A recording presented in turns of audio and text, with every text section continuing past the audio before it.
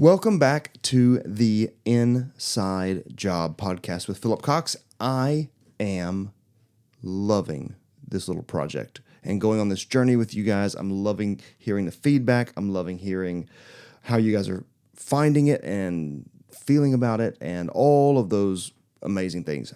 And so today we are going to be looking at part 4 of returning to the act of ritual. And this is probably going to be the last one on ritual for a little while, but we will probably come back to it because it is kind of all about everyday life and the habits and the things that we place in our life. So I'm sure we'll come back to it at some point, but for a little while, we got some cool things coming up. I've been thinking about what's next for this Substack account and for this podcast. And I think I've got some cool stuff coming. So today it is on. It's like nurturing a flower with a Roundup.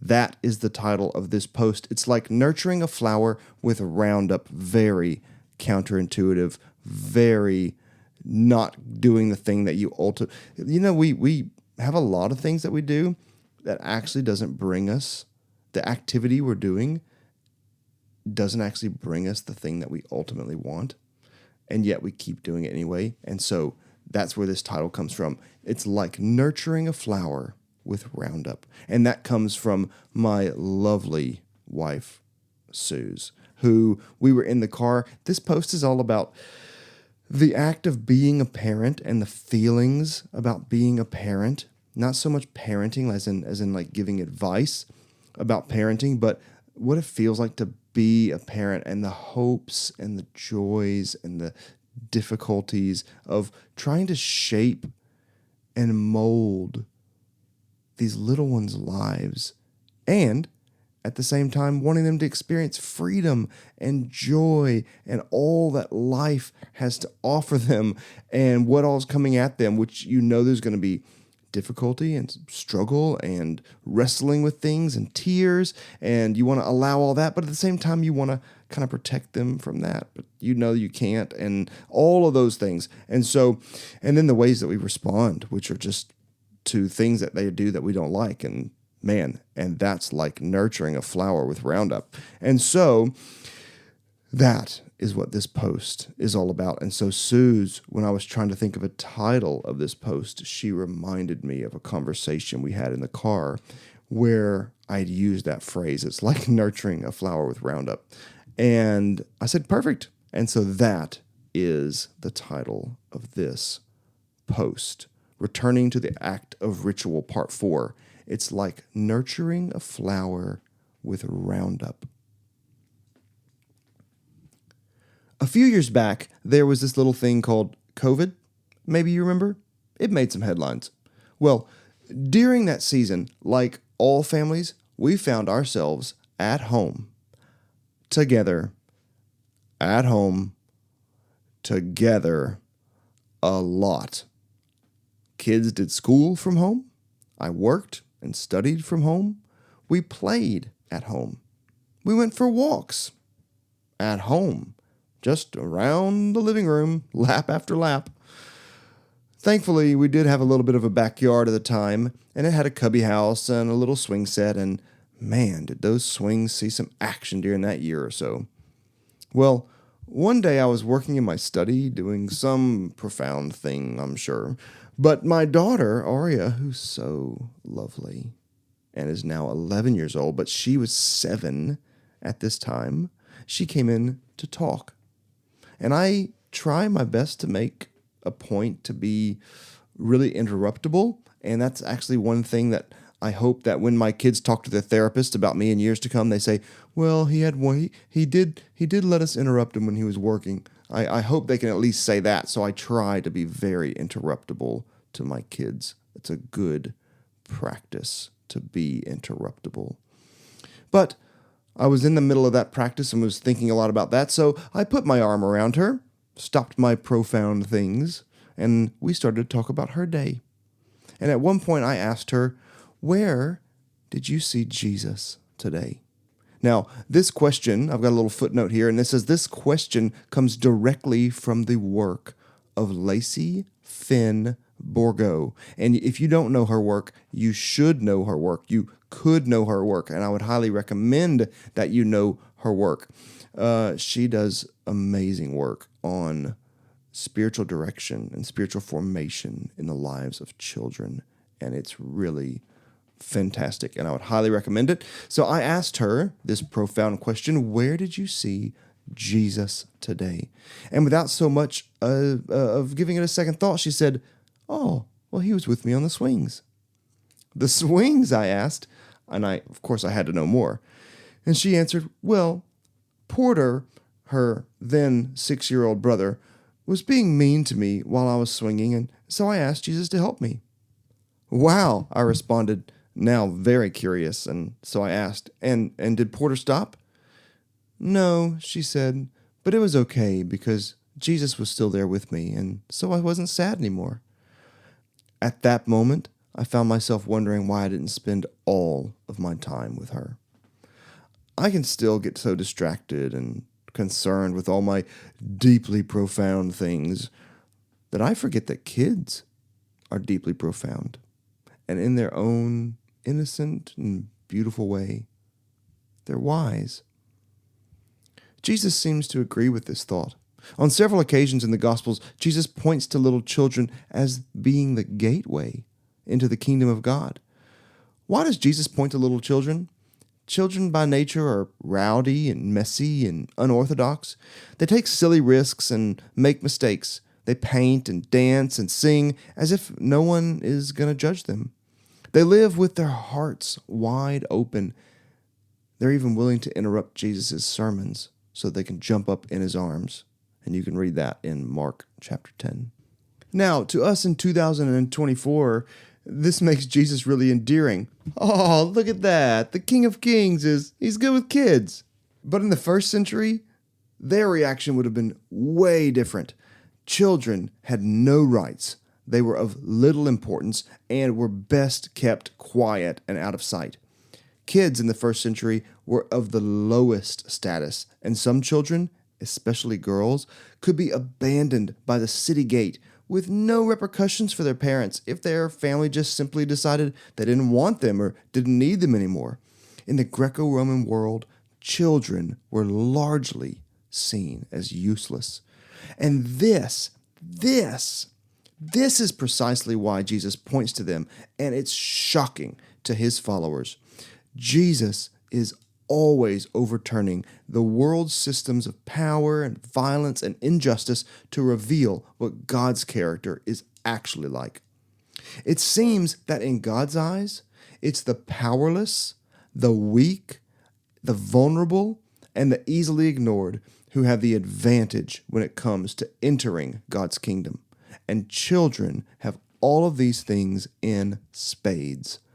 But Jesus sees them. You know, I sincerely believe that children are able to have rich experiences of God way before they have the right words or the adequate words to describe them. While they're still developing cognition and rationale as they're growing up, children come into the world with their ability to experience and to express their emotions fully intact. It's as we begin to move from childhood into adulthood that we learn to label and judge and compartmentalize our emotional and bodily centers and learn what it is to have good and acceptable social behavior. Though children aren't able to fully give expression to their inner world all the time, they still have this abundance of outward expression, and all you have to do is spend time around a kid to know they can fully express themselves. If you were in my house this morning, you could have seen the tantrum that my 7-year-old had just today over whose turn it was on the switch. Now, of course, my natural response to his tantrum is what so many of us probably feel.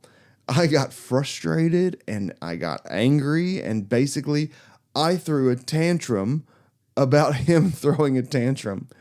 And it dawned on me the other day that getting angry or raising my voice to try to correct his bad behavior is about as helpful as trying to nurture a flower with Roundup.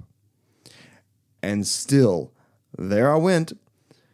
Oh my goodness, I have got so far to go.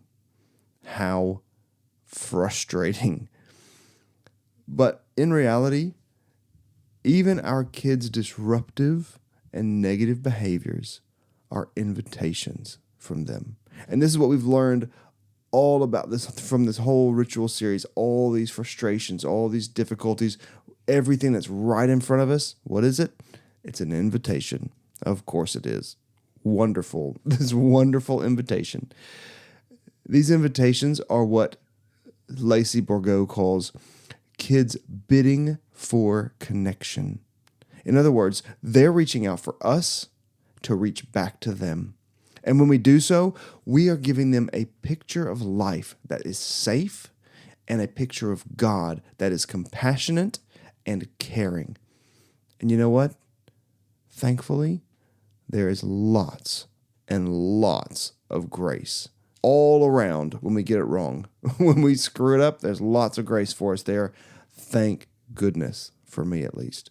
So when we think about this connection bidding in terms of their spiritual development, our role as parents begins to shift from simply doing behavior management with them into helping them cultivate a connection with their Creator and with us as well. I love this poem from Jane Tyson Clement, which I have in this post, because it suggests that our roles as parents are more than simply teaching the right answers to our kids, and that maybe, just maybe, we are also meant to be learning from our kids, that we're meant to be learning from each other.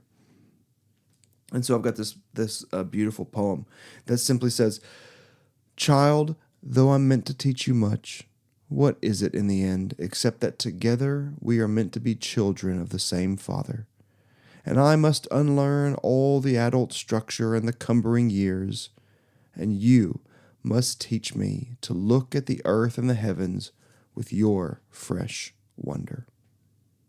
Again, that poem is by Jane Tyson Clement. If we stay humble, vulnerable, and present enough to allow it, our children teach us about who God is. And that's really hard. As just an aside, this is the whole thing about the Jesus letting the kids come. We hold so much power over our kids. We may not realize it. We may not want to. We may not think of it that way. But for our little ones, especially our little ones, they're powerless. What do they have? They have this person in front of them that pretty much has all power to feed and clothe and protect and to take them where they need to go. They're powerless. And so for us to then enter that powerlessness and for us to pour out our power, for us to give up our position of authority in a moment, to be humble, to be vulnerable, to be present enough to allow them to teach us. Yeah, that's very Jesus-y.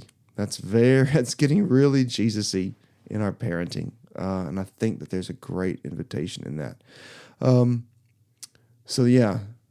So it's hard, but that's, could you be vulnerable with your kids? Could we be humble with our kids? Could I do that? It's really tricky, but I think we're invited to do that. But I go on. We teach them. We're not just learning from them. Of course, we teach them too. But I do wonder sometimes, I write, that if knowledge and certainty have become a bit overrated, and maybe if curiosity and wonder have become a bit underrated in our parenting. You know, we're not meant to just transfer information especially about God. We're not just supposed to give them thoughts about God and information about God, but we have the opportunity to open up space for our children to experience God. So, how does all this connect with this series on ritual? Well, we've kind of touched on it a bit, but this is a good story that I thought is good to kind of bring it back home. And so I write, several years ago, I was serving as a spiritual director at a men's retreat. And just another quick aside, some of my training, a lot of my training actually is in the space of spiritual direction. And if you're not familiar with the term spiritual direction, you can look it up, you can whatever. But my quick answer to what is spiritual direction is a spiritual director is someone who cultivates a space where another person can come into that space and be fully seen and fully known in that space. They can be free of judgment to explore their story, to unpack what's going on in their life. And together we sit and I help the directee to listen to the invitations of the Spirit in their life right then. Whether their marriage is going great, whether it's on the rocks, whether they're doing well with their kids or not doing well, whether they're succeeding in business or whether they have a business that's failing, whatever is going on, we say, where is the Holy Spirit active right in the midst of your life right now? How is he growing you, stretching you, drawing you, inviting you to become more like Jesus? That's the work of spiritual direction from my vantage point. So anyway, that's just an aside. Again, so several years ago, I was serving as a spiritual director at a men's retreat. And during one of the breaks, a young dad with young kids came up to have a chat. And he told me that in the past, he'd had a really deep connection with God, but his spiritual life was suffering due to all the demands of work and family. And of course, I understood exactly where he was coming from. And I felt a lot of compassion for him, of course. I did also feel sad that he felt like he was in a place where he had to choose family or spiritual life, work or spiritual growth. And so I asked him that beautiful question that we've already explored in other posts. I asked him, what if your work and your family are your spiritual life? What if they actually aren't two separate things? And as we chatted, we began to look at the things that were already in his routine and already in his life and how he could begin to ritualize them, just like we've been learning here together. And I was really happy to hear that several months later he reached out and he told me that he'd been he'd ritualized putting his kids to bed, which was so beautiful. And he said that putting his kids to bed had been a point of frustration for him, but now it had become the most special part of his day. Seeing these everyday moments with our children as deeply spiritual experiences not only helps shape their lives, but can be formative experiences of prayer for us as well. Not only the prayers and the Bible stories, but the regular acts of loving, caring, and playing. That's a big one. Playing with our little ones can become rituals of prayer and profoundly transformative practices. Imagine that, sitting on the carpet, playing in your bedroom, in your kid's bedroom with them, can be a profound act of prayer that transforms us. Amazing. I'm saying amazing. I wrote it, but I also didn't write it. It kind of just all comes. So it's amazing. And it's something I'm still very much learning. And I'm still so on this journey of learning to remain open and present with my kids. I am not a guru in any way, shape, or form. I'm so every day on this journey. But we're on this journey together, and it's beautiful. I still experience many frustrations and adult tantrums and moments where my insides spark and short circuit. But the more I practice, the more I remember that my home and my family are holy ground. They become the primary places where I, along with Arya, learn that Jesus is with us, even when someone's being mean to us on the swings. And then I just have a couple of a couple of ritualizing practices to unpack, which is fun. And I say for the newbies, if you're a newbie, welcome. But for the newbies, ritual, or just a reminder, a ritual, it's a practice, a concrete practice that points to or represents a belief or ideal. So, ritual number one, practice number one. Sue said I should name these, so I did. This one's called the teacher. And the teacher, the ideal that we're grounding in practice here is reminding ourselves that while we are responsible for our kids, they are here to be teachers to us as well. And we want to stay humble to that reality. We talked about that. Also, while we seem to hold all the power in the relationship, especially when they're young, Jesus subverts power and sees it as an opportunity to serve, and so we seek to do the same. We talked about that a minute ago. As an aside, I forgot it was down here, but there it is. The ritual here is to allow our kids to give us a review. Oh, this is a good one. Ask our kids, what are some things that you'd like for dad and mom to get better at? And then we give up the right to argue with them or correct them. We subvert our power and we hand it to them. Then we take what they say on board and ask God to help us. And trust me, you're going to need help for this one.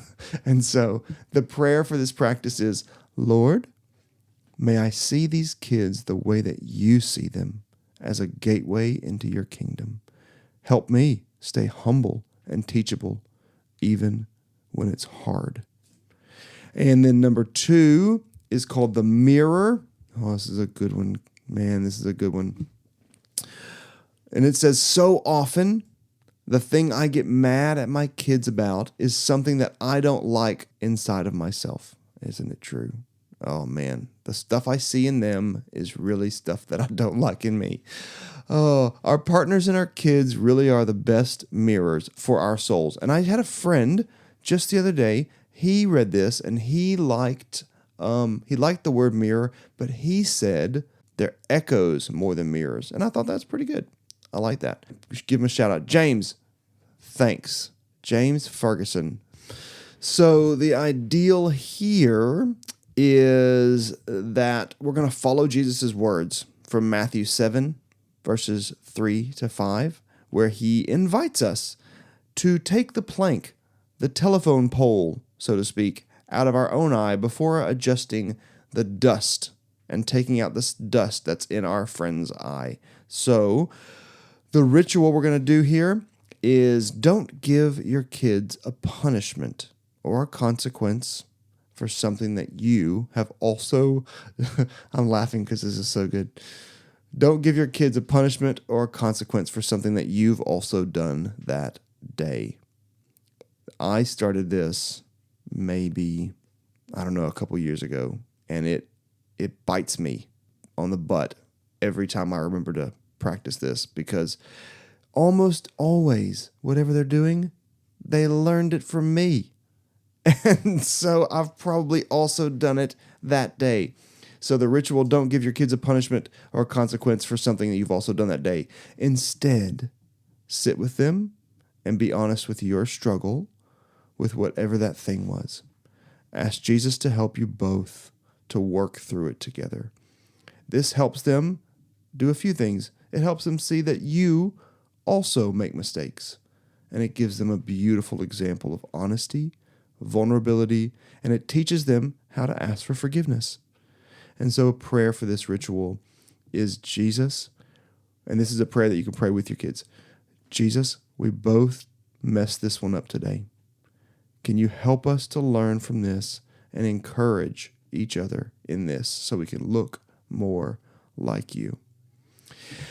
Whoa, that's a good one. Man, oh man. So finally, I write this and I want to say that I've learned so much about this space of cultivating your children's spiritual life from that wonderful lady, Lacey Borgo. And she is a wonderful writer and has done groundbreaking work in the area of children's spiritual development. And I've got a couple of links inside of the Substack article, and you can click on those. One is from Johann Christoph Arnold called Their Name is Today, Reclaiming Childhood in a Hostile World. A couple from Lacey Finborgo, and then one called The Conscious Parent by Dr. Shafali Sawberry. And that is a great book that Susan and I have read together, and it is very, very good. And so that is it for this week. I hope it's been helpful to you. It is so challenging to me, but I'm glad we get to do it together, and I'll see you next week.